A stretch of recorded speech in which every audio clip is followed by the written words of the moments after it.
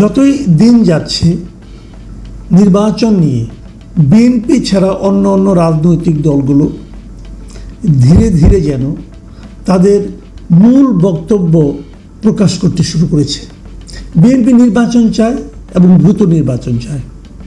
তারা প্রথমে ডিসেম্বরে চেয়েছিল, পরে গত 13 জুন ডক্টর ইউনূসের সঙ্গে তারেক রহমানের বৈঠকের পর তাদের যৌথ ঘোষণায় ফেব্রুয়ারির কথাটা আকারে ইঙ্গিতে এসেছিল এবং তাতে বিএনপিকে ভীষণ খুশি এবং আনন্দিত বলে মনে হয়েছিল।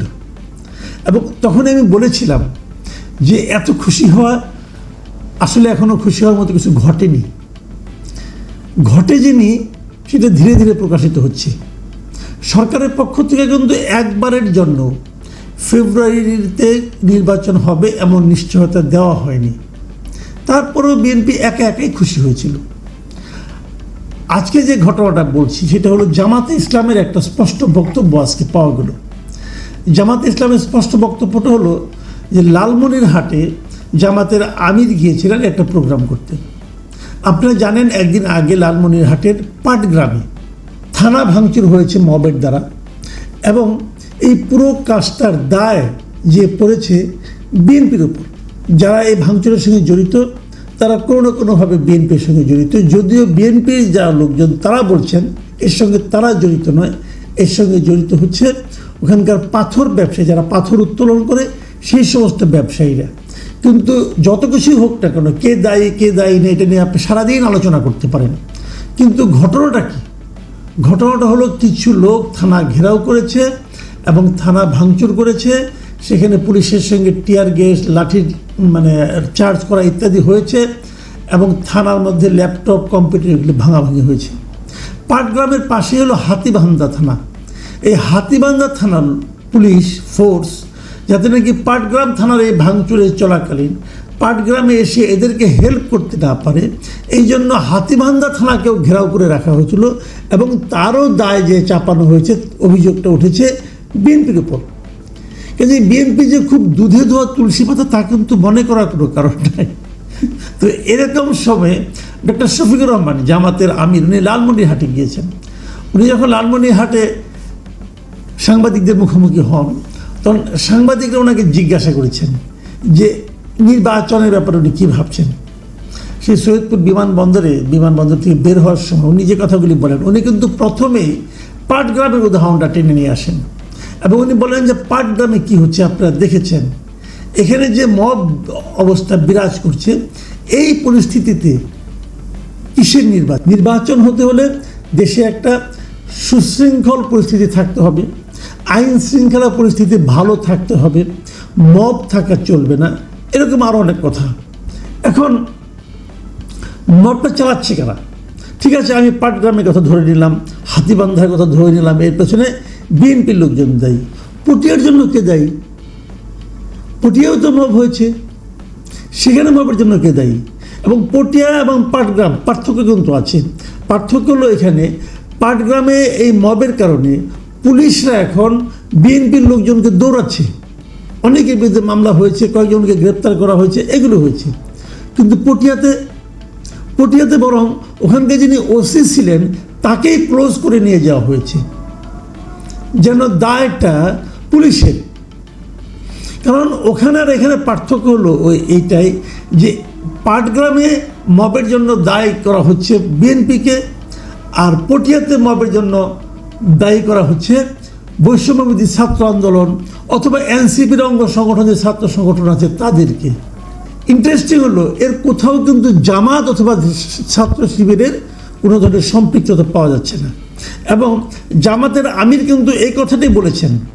উনি আরেকটা কথা বলেছেন, সেটা হলো যে দেশে দীর্ঘদিন ধরে মব কালচার চলছে, তবে এসব সহিংসতায় জামায়াতের কোনো কর্মী বা সমর্থক জড়িত নেই। তো এই যে কথাটা, এই কথাটা কিন্তু একদম ভিত্তিহীন নয়।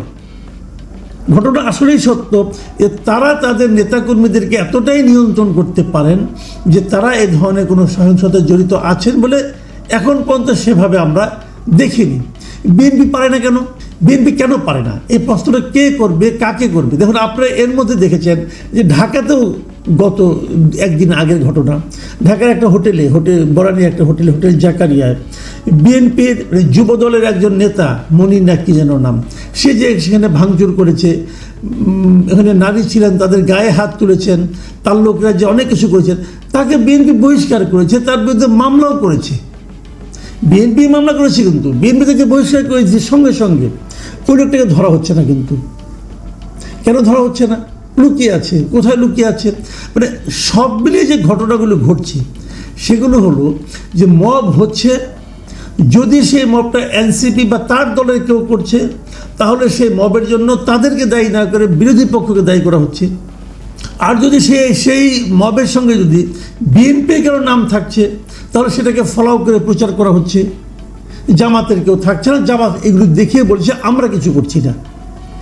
এই হলো টোটাল রিয়েলিটি। এখন বিএনপি যদি বুঝে যে তাদের নেতাকর্মীদের এভাবে দায়ী করা হয়, তাহলে তারা নিজেরা কেন সতর্ক থাকে না? আমি এর মধ্যে একবার একটা জরিপ করেছিলাম যে দেশের বেশিরভাগ মানুষ, এই যে সারা দেশে যে নানা ধরনের প্রত্যন্ত অঞ্চলে চাঁদাবাজি হচ্ছে, দখলদারি হচ্ছে, এগুলির পেছনে মূলত কারা দায়ী? সব জায়গায় কিন্তু বলা হয়েছে যে বিএনপিই দায়ী। তার মানে বিএনপি এমন একটা পলিটিক্যাল পার্টি যারা ক্ষমতায় যেতে চায়, কিন্তু তাদের নিজেদের নেতাকর্মীর উপর কোনো নিয়ন্ত্রণ নাই। তো নিয়ন্ত্রণ না থাকার কারণে তারা সব জায়গায় নিজেদের রাজত্ব চালাচ্ছে। এখনও তারা ক্ষমতায় যায় নাই, এখনই তাদের এই অবস্থা। ক্ষমতায় গেলে কি হবে? এটা নিয়েও কিন্তু নানা ধরনের আলোচনা আছে। যেটা সবচেয়ে বড় কথা সেটা হচ্ছে যে পুলিশের যে মনোবল সেটাকে ধীরে ধীরে ভেঙে দেওয়া হচ্ছে, এবং সেটাকে ইস্যু করে নির্বাচনকে কিভাবে পিছিয়ে দেওয়া যায় তার আলোচনা চলছে। এবং সেই আলোচনাটা কারা তুলছে? সে আলোচনাটা তুলছে জামাত ইসলামী, সে আলোচনা তুলছে এনসিপি, সে আলোচনা তুলছে অন্যান্য বিভিন্ন পলিটিক্যাল পার্টি। মানে বিএনপির নির্বাচন তাড়াতাড়ি হওয়ার যে দাবি, সেই দাবির বিপক্ষে যেন সবাই উঠে পড়ে লেগেছে। কারণ আপনি অপেক্ষা করেন, দেখবেন দুদিন পরে সরকারই বলবে যে নির্বাচনের কোনো পরিবেশ নেই। তো নির্বাচনের পরিবেশ কীভাবে তৈরি হবে? পুলিশকে আপনাকে সক্রিয় করতে হবে। তো পুলিশকে তো আপনি সক্রিয় করেন না। যখনই কোনো মব তৈরি হয় আপনি ওখানকার পুলিশ কর্মকর্তাকে ক্লোজ করে নিয়ে আসেন। তো ক্লোজ করে নিয়ে আসলে এরপরে যাকে ওখানে পাঠাবেন সে কি আর এই মবের ব্যাপারে হবে, কেয়ারফুল হবে? সে কি মবকে থামানোর জন্য অগ্রসর হবে? কে ক্লোজ হতে চায়? কে চায় যে তার চাকরি জীবনে এরকম একটা স্পট পড়ুক যে তাকে ক্লোজ করা হয়েছে?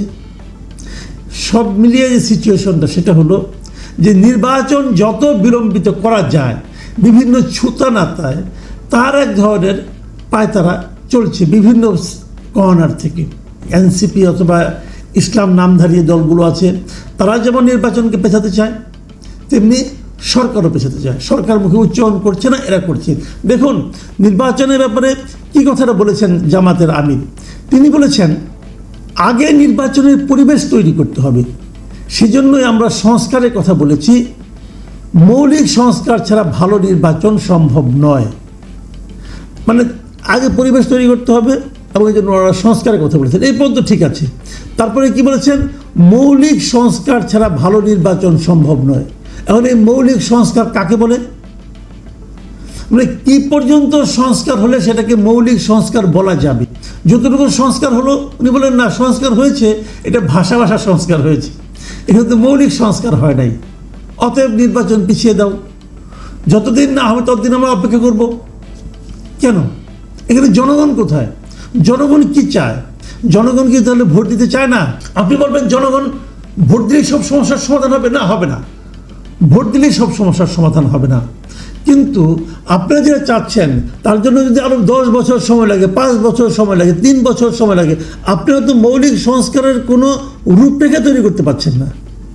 এটা অনেক আপনাদের দাবি যে মৌলিক সংস্কার। মৌলিক সংস্কারের চেহারাটা কী আসলে তাকে আপনারা ক্লিয়ার করতে পেরেছেন? তা তো ক্লিয়ার করতে পারেননি। তো সে যে জিনিসটা আপনারা নিজেরাই জানেন না কী করতে হবে, সেটা করে তারপরে নির্বাচনের পরিবেশ তৈরি হবে। কিভাবে হবে? নির্বাচনের পরিবেশ তৈরি করার প্রথম এবং প্রধান কাজ হচ্ছে পুলিশকে শক্তিশালী করা। সেটা তো আপনারা করছেন না এবং করতে চাচ্ছেনও না, বরং পুলিশকে আপনি দিনকে দিন আরও আপনি দুর্বল করে তুলছেন, পুলিশের মনোবলকে আপনারা আরও ভেঙে দিচ্ছেন। শুনেন, যেদিন আপনারা এই বিগত জুলাই আন্দোলনের সময় পুলিশ যে নিহত হয়েছে তাদের নিহত হওয়ার ঘটনার কোনো বিচার করা যাবে না বলে ইনডেমনিটি পাস করেছেন, সেই দিন থেকে পুলিশের মনোবল শেষ হয়ে গেছে।